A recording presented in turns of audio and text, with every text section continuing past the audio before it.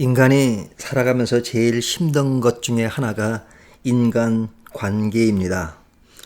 그 인간 관계 중에서도 신과 신이 부딪힐 때, 그래서 한쪽은 강하고 한쪽은 약해서 약한 자가 강한 자에 의해서 휘둘러지고, 그리고 약자의 힘듦이 계속된다면 그것처럼 힘든 것이 없지요.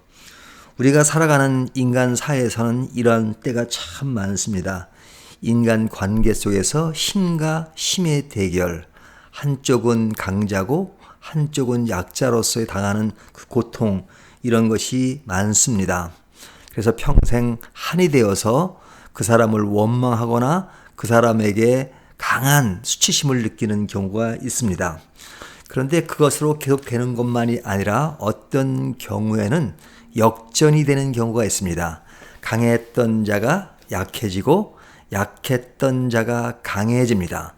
그렇게 반대가 되는 상황이 돌입하면 그 약자로 있었던 사람이 그 강했던 사람을 복수하는 경우도 있고, 또 어떤 경우는 용서를 하는 경우가 있습니다.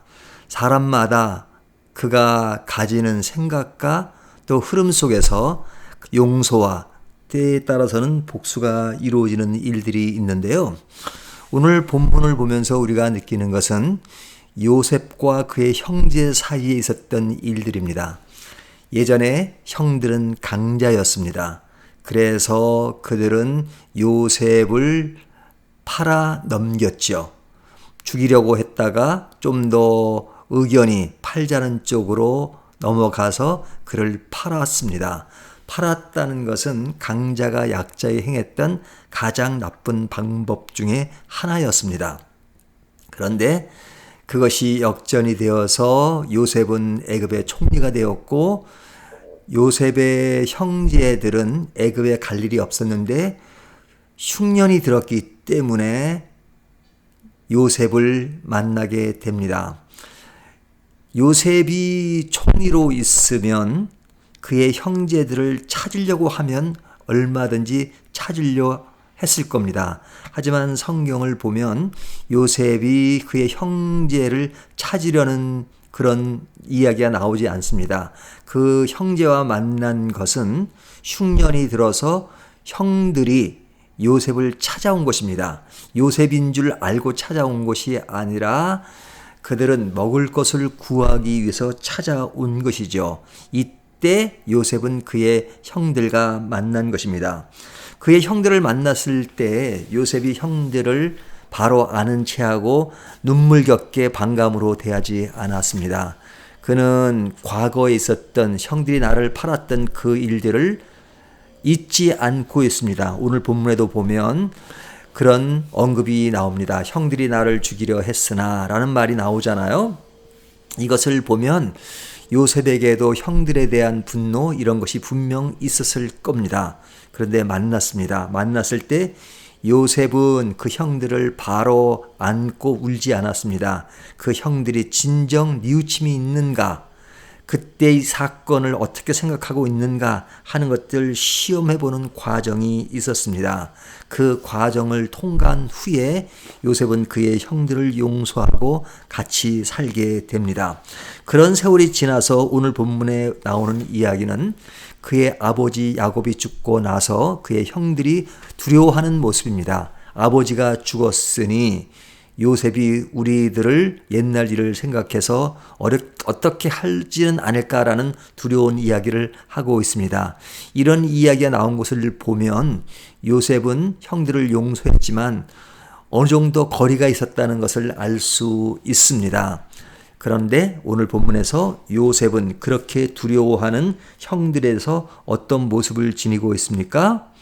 여기에서 우리가 교훈받을 수 있는 것은 요셉이 형들을 진정으로 용서했는데 그 용서하는 모습의 한 면을 우리에게 보여주는 것입니다. 여기 보면 그의 형들이 요셉을 두려워하자 요셉은 그 말을 듣고 울었다라고 말씀하고 있죠. 17절을 보면요, 그렇게 말씀하고 있습니다. 너희는 이같이 요셉에게 이르라. 내 형들이 내게 악을 행하였을지라도 이제 바라건대 그들의 허물과 죄를 용서하라 하셨나니 당신 아버지의 하나님의 종들인 우리 죄를 이제 용서하소서 하매 요셉이 그들이 그에게 하는 말을 들었을 때 울었더라 그러죠. 요셉이 울었습니다. 그 앞에 형들은 뭐라 그래요? 두려워한 나머지 아버지가 동생인 요셉이 우리를 용서하라고 했으니 용서해 주십시오라는 말이죠. 그러니까 이 말을 듣고 요셉이 울었더라 그럽니다.